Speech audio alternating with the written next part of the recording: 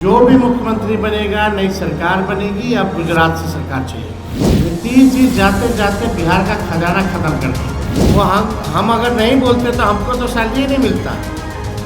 अब पता नहीं हमको मिला कि और लोगों को मिला है, बहुत लोगों ने मिला। बोल रहे जनता दल यूनाइटेड जो है, अब नीतीश जी का कोई निर्णय नहीं हो रहा भाई। निर्णय बीजेपी के जो एजेंट है जेडीयू में, वही लोग ले रहे हैं। कोई को केस मुकदमा में बचना है, किसी को मंत्री बनना है, किसी को ठेकेदारी करना है, यही सब हो रहा। और क्या हो रहा है? अब सरकार जो है, सरकार ही बदल रही है सरकार को, और नई सरकार बना रही है। बिहार में 15 अप्रैल को नए मुख्यमंत्री शपथ ले सकते हैं।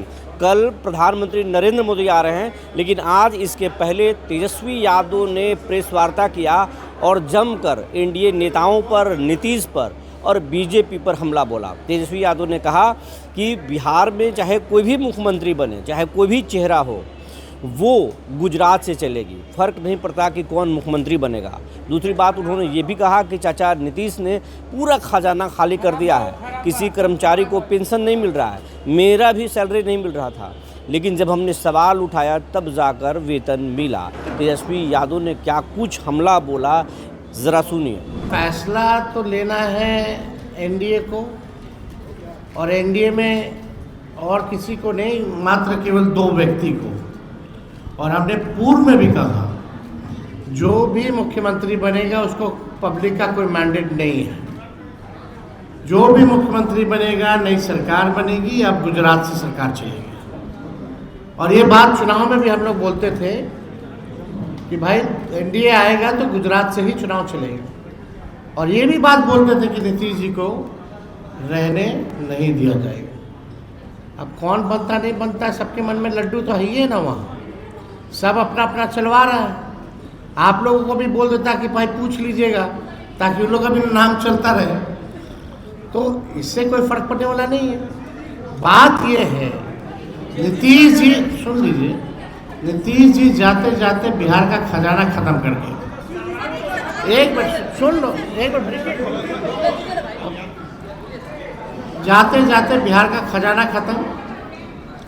20 साल राज करने के बाद भी बिहार में सबसे ज़्यादा गरीब ही, यानी सबसे गरीब राज्य, प्रति व्यक्ति में सबसे कम, प्रति व्यक्ति निवेश में सबसे कम, शिक्षा स्वास्थ्य में सबसे पिछड़े राज्यों में हम लोग आते हैं। ना इंडस्ट्री है, ना कारखाना है। जो वादा इन लोगों ने किया था, बताइए, 2 महीना में एक भी कैबिनेट मीटिंग नहीं हो पाया। आज तक ऐसा नहीं हुआ था। अब सरकार जो है, सरकार ही बदल रही है सरकार को, और नई सरकार बना रही है। ये तो ताजुब है ना। बिहार क्राइम में इतना, दिन भर आप देखते रहिए, अखबारों के पन्ने लाल हैं। कहाँ नहीं हो रहा है क्राइम, नहीं हो रहा, कोई सूद लेने वाला नहीं है। तो बिहार को तो भाजपा और एनडीए ने बर्बाद कर दिया, और अब तो और खत्म कर देगा ये लोग। अब जदयू थोड़ी रहेगी, तो भाजपा का प्रकोष्ठ बना हुआ है भाई।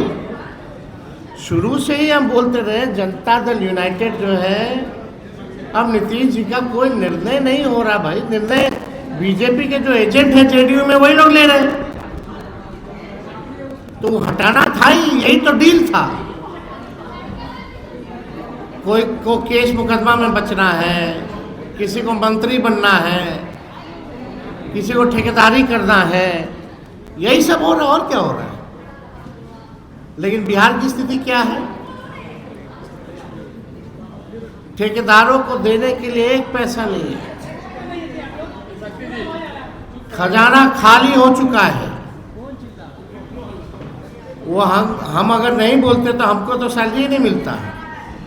अब पता नहीं हमको मिला कि और लोगों को मिला है, बहुत लोगों ने मिला।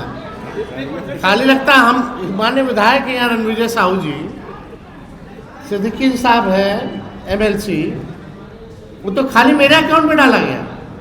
और ताजुब की बात है कि एक अधिकारी हमारे सेक्रेटरी को फ़ोन करके पूछते हैं कि पैन नंबर क्या है, अकाउंट नंबर क्या है।